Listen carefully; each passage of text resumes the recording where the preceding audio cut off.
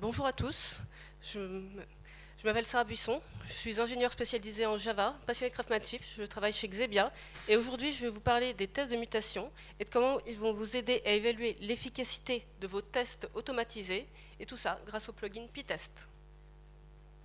Alors, un bon test, qu'est-ce que c'est? On dit que souvent que c'est un test qui est maintenable, lisible, avec une valeur fonctionnelle.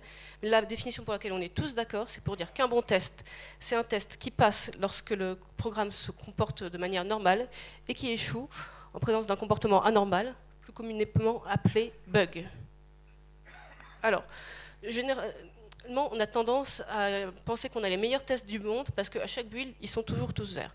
Le problème, c'est que certes, vous pouvez être optimiste et considérer que si vos tests sont verts, c'est parce que vous n'avez aucun bug, mais généralement, c'est que vos bugs restent inaperçus de votre couverture de test, en fait.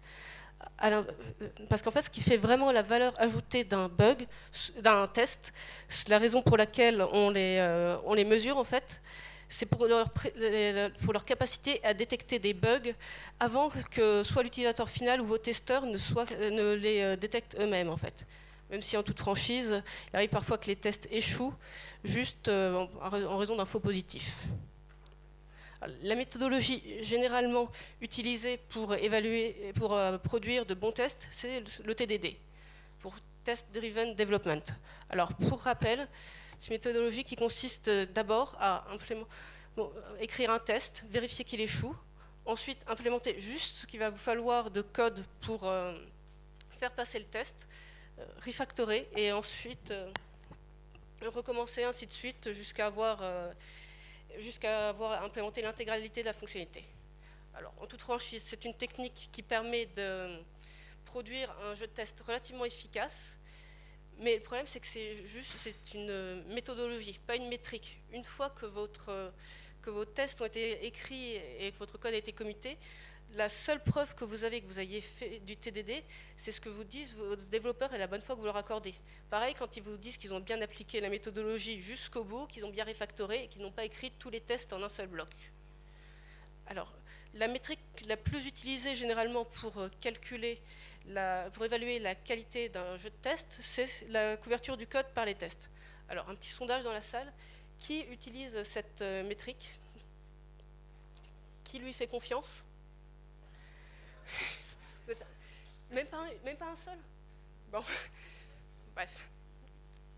Donc la couverture du code par les tests, pour rappel, ça consiste à, pour un code donné, lancer un jeu de test dessus et noter en vert toutes les lignes de code qui ont été exécutées par ces tests et laisser les autres en rouge.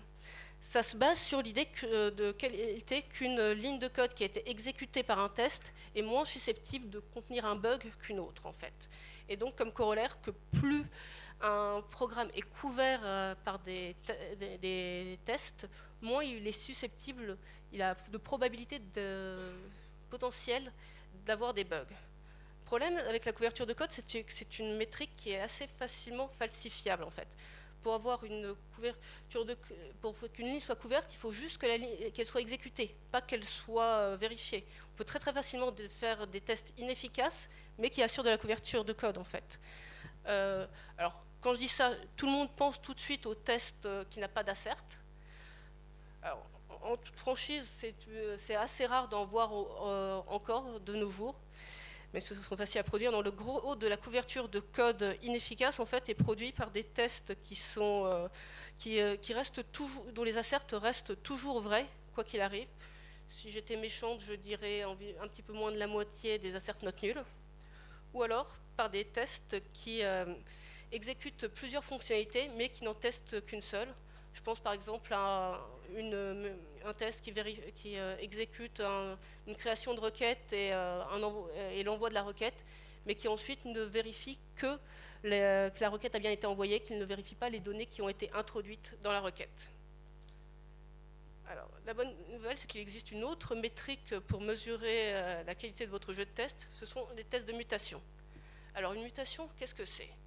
En fait, c'est une modification que vous allez introduire volontairement dans votre programme. Ça va être un égal que vous allez transformer en différent, un opérateur mathématique que vous allez transformer en un autre, un appel à une méthode que vous allez retirer, etc. Bref, toutes les modifications qui vont modifier le comportement normal de votre programme. Ça va beaucoup ressembler à un bug, mais la différence, c'est que votre mutation, vous allez être sûr de sa présence. Vous allez la contrôler, vous allez savoir ce qu'elle fait, vous allez savoir qu'elle est là. Et donc, grâce à toute cette connaissance, vous allez pouvoir mettre en place des tests de test. Alors, un test de test, comment ça marche? Déjà, un test, comment ça marche? Alors, pour rappel, un test, ça consiste à prendre un morceau de code donné, lui passer en entrée des données, un contexte que vous maîtrisez parfaitement, et à vous attendre à avoir un certain comportement en sortie. Et donc, un test de test, ça va consister à prendre un jeu de test, à lui passer en entrée différentes versions de votre projet que vous maîtrisez parfaitement, typiquement la version originelle de votre projet que vous supposez sans bug, mais aussi les versions avec les mutations en fait. Et donc, lors de la version sans bug, on va s'attendre à ce que tous vos tests, le résultat attendu, ça va être que tous vos tests passent. En revanche, avec la version de votre projet qui ont des mutations, on va s'attendre à ce que le comportement de vos tests, c'est qu'il y en ait au moins l'un d'entre eux qui détecte la mutation en failant. On dit alors que la mutation a été tuée par le test, on parle de killed mutation, j'en reparlerai un petit peu plus tard. Bon, dans la pratique, toutes ces modifications dans le projet, tous ces lancements de tests, on ne va pas faire ça manuellement, bien sûr. On va utiliser un plugin qui s'appelle Pytest. C'est quelques lignes de code à rajouter dans votre pomme. Il est assez simple d'utilisation. Et c'est lui, en fait, qui va faire une copie de votre projet, qui va insérer les mutations, qui va choisir les mutations, qui va les insérer une à une, qui va lancer les tests à chaque fois et mesurer ainsi quelles sont les lignes pour lesquelles les modifications du comportement ont été trouvées par les tests et les autres. Alors, il va afficher toutes ces lignes sous la forme d'une couverture du code, mais cette fois-ci, ça va être une couverture du code qui a été assertée et pas juste une couverture du code qui a été exécutée. Donc, à chaque fois qu'une mutation a été détectée et qu'un test a échoué, il va considérer que la ligne a été efficacement testée, donc l'afficher en verte. En revanche, à chaque fois qu'une mutation sur une ligne de code a survécu et n'a été détectée par aucun test, la ligne est considérée comme n'étant pas testée de manière efficace et donc est marquée en rouge. Alors, je me permets d'inciter un petit peu. Les tests en rouge face à une mutation, ça aboutit à une couverture en verte. Les tests qui restent verts face à une mutation, ça aboutit à une couverture en rouge. C'est parce que le résultat qu'on essaye d'afficher dans la couverture de code, ce n'est pas le résultat des tests, c'est le résultat des tests de test. Et le comportement qu'on attend des tests de test, c'est justement qu'ils soient capables de détecter la présence de ces mutations. Pas qu'ils restent avec un comportement identique face à un programme qui n'est plus identique. Alors, concrètement, comment ça se passe? Bon, je vais vous faire une petite démo. Je vous ai préparé un tout petit projet FizzBuzz sur lequel j'ai affiché, j'ai installé Pytest. Donc, je lance une ligne de commande maven clean install suivie de Pytest mutation coverage. Et donc, ça va me calculer une couverture du code selon les tests de mutation. Ça prend 5 minutes. Voilà, c'est fait. Et donc, ça m'a généré, là, dans le target, un petit site web sur lequel je vais aller. Voilà. Qui va, en fait, résumer la couverture des tests de mutation. Alors, je ne sais pas si vous voyez. Donc, la colonne de gauche, la line coverage, c'est la couverture du code exécuté classique, celle que vous connaissez tous. Puis à droite, mutation coverage, c'est le nombre de lignes mutées qui ont tué par rapport au nombre de lignes mutées totales. Cette métrique-là qui va nous intéresser. Bon, sinon, ça fonctionne comme n'importe quelle couverture de code. Vous pouvez circuler dans les packages, puis dans les classes. Voilà à quoi ressemble notre classe couverte. Alors, en vert, donc, les lignes dont les mutations ont été détectées. En rouge, les lignes dont les mutations ont été non détectées. En blanc, les lignes non couvertes. Donc, je ne sais pas si vous voyez, sur la gauche, on voit le nombre de mutations qui ont été appliquées sur une ligne donnée. Donc, si je passe dessus, je vois le détail des mutations. Là, on a remplacé l'opérateur modulo de l'équation par un fois. La mutation a été détectée. Pareil, on a remplacé le égal par un différent. Cette mutation a également été détectée par un autre test. La ligne d'en dessous, on voit que l'appel à cette méthode-là a été retiré. Pareil, ça a été détecté. Par contre, là, ces lignes rouges, quand je regarde le détail, je vois qu'une des mutations est marquée en survived, c'est-à-dire que la modification n'a pas été détectée par un test. Donc je peux cliquer dessus pour avoir un petit peu plus d'informations. Je me retrouve avec un résumé des différentes mutations. En passant dessus, je vois quel test a détecté les mutations qui ont été détectées, quel test a couvert quoi, etc., etc. J'ai un détail des mutations qui ont été appliquées, ainsi qu'un détail des tests qui potentiellement en fait, auraient dû détecter les mutations. Et donc, en analysant mon projet, en consultant mes tests, j'analyse au cas par cas et je découvre que l'un des tests qui aurait dû, je pense, détecter cette mutation-là n'a rien détecté du tout parce que la CERT a été commentée. Donc je peux en tirer des conclusions. Et donc, concrètement, comment ça se passe sur un vrai projet?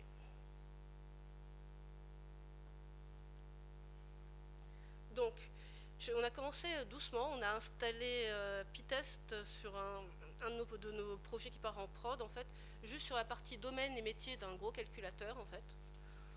On a regardé les métriques et on a été plutôt satisfait. Généralement, les lignes avec beaucoup de logique et ont beaucoup de mutations, en fait, et sont vraiment bien challengées par Pitest. On a beaucoup d'informations là-dessus. Ça nous a notamment permis de remarquer que la méthode de calcul, une méthode de calcul assez importante, bien qu'elle soit parfaitement couverte, n'était que partiellement vérifiée, en fait. Il y avait toute une partie qui n'était pas vérifiée, donc on a complété nos tests sur ce point-là. On a aussi vu qu'on avait pas mal de lignes de code que si jamais on les effaçait, aucun test ne les vérifiait. Alors ça, on a regardé au cas par cas.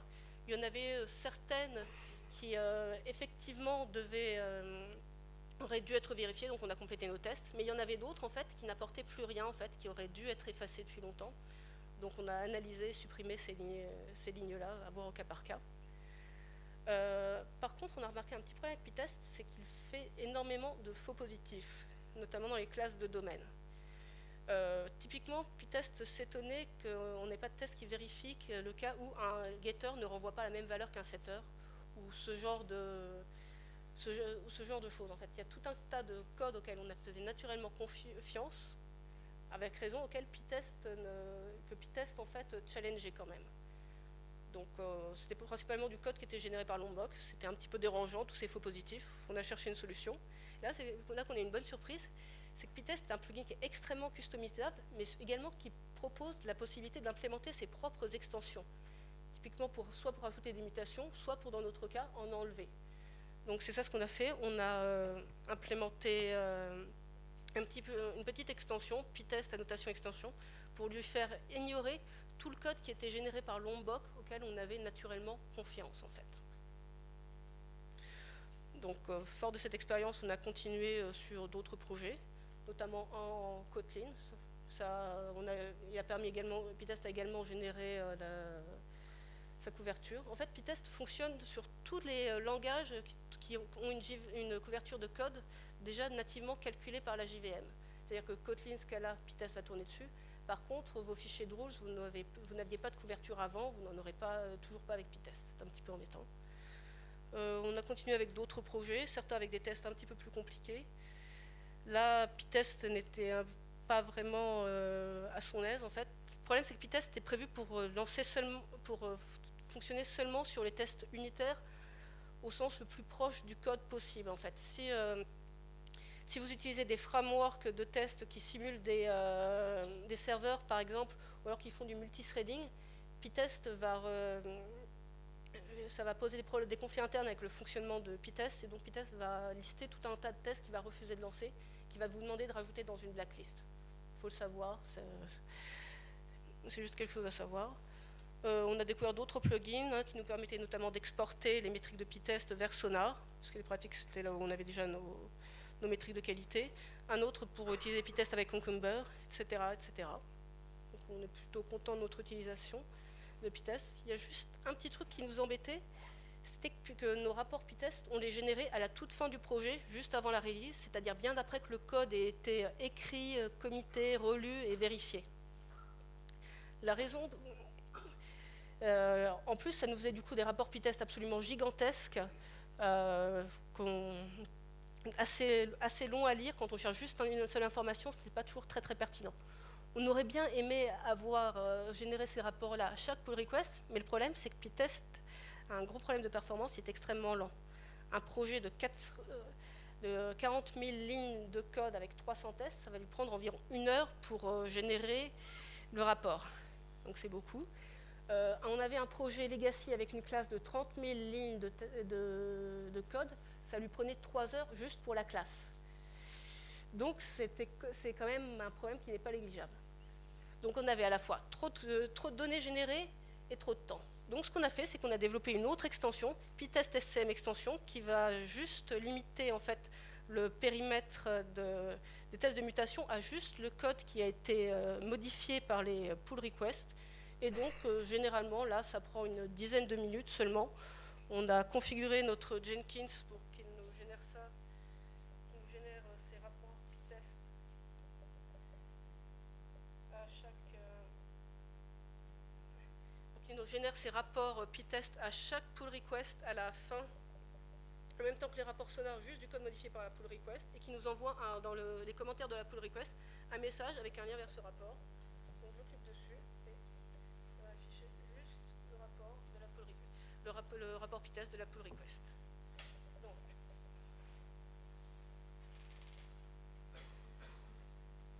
Donc, est-ce que vous avez des questions?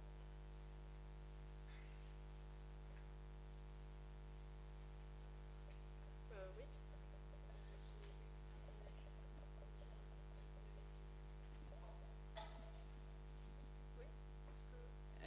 Il y en a une, c'est pour prolonger un peu ce que vous avez dit sur le Jenkins. Enfin, il va, pour considérer que le projet dépasse, ça va toujours être est-ce que les tests passent ou pas, ça n'a rien à voir avec, le rapport généré par Pytest. Pardon pour considérer que la pool, enfin, pour intégrer ce qui a été commité dans le Jenkins, ça va simplement être est-ce que les tests passent ou non, ça va pas du tout être en rapport avec le rapport généré par Pytest. Non, pas du tout. C'est juste une métrique de qualité en fait dans le cadre de la code review. En fait, on a également le rapport sonar. Ce n'est absolument pas bloquant pour se déterminer est-ce que la pull request va être mergée ou pas. C'est juste pour faciliter nos codes review en fait. Et ma deuxième question, c'est est-ce que vous pouvez dire un peu comment sont introduites les mutations, enfin, comment elles sont calculées, comment elles sont... Alors, c'est le bytecode qui est modifié directement à l'exécution en fait lors des tests et ensuite reverté. Et comment les mutations sont... c'est le plugin qui choisit. Généralement, il transforme les égales en des différents en égales. Il modifie des opérateurs par d'autres opérateurs similaires. Il rajoute des nuls, etc. C'est à peu près les mêmes bugs que tout ce qui pourrait être détecté par du TDD, en fait, à peu près. Merci.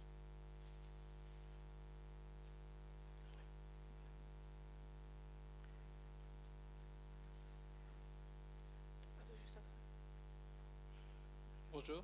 Bonjour. Une question, ça représente quoi comme overhead consommation CPU en fait, comme ça change le bytecode? C'est à peu près autant que de consommation CPU que lorsque l'exécution normale de la JVM. C'est pas en termes d'occupation du CPU, c'est pas, enfin comment dire, c'est. Enfin, j'admets que je n'ai pas mesuré, je n'ai pas remarqué d'augmentation particulière ou de problème de CPU lorsque je lançais Pytest, plus des problèmes de durée. Est-ce qu'il y a des concurrents à Pytest et est-ce que tu as pu les tester ou pas du tout? Il y en a un, j'avais Javalanche qui n'a pas fait de modification depuis 2011. Il y a Striker pour tout ce qui est JavaScript.